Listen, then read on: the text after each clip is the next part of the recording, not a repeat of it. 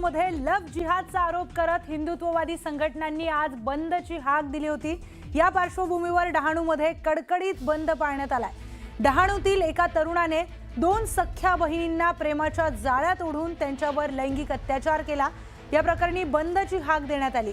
या संतापजनक घटनेमुळे डहाणू आणि पालघर परिसरामध्ये तीव्र संतापाची लाट उसळली आहे। या प्रकरणातील मुख्य आरोपी फरार असून पोलीस त्याचा कसून शोध घेत आहेत। याच्यामध्ये आरोपीला टेक्निकल ग्राउंडवरती इलिगल अरेस्ट करण्यात आलं होतं। आरोपी अटकेसाठी आपण त्यामध्ये टीम तयार केलेली आहे। टीम काम करते त्यामध्ये आणि सध्याचा तपास हा एसडीपीओ डहाणू यांच्याकडे देण्यात आलेला आहे। त्यापूर्वीचे जे तपासी अधिकारी होते त्यांच्यावर सुद्धा कारवाई करण्यात आलेली आहे आणि या प्रकरणात आपला पुढील तपास चालू आहे।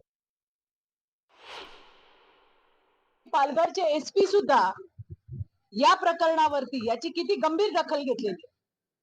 बेल मिळालेला नाहीये। मी तुम्हाला विश्वासाने सांगते की कुठल्याही क्षणी आज उद्यामध्ये त्याच्या मुसक्या आवळल्याशिवाय पालघरचे पोलीस शांत बसणार नाहीत।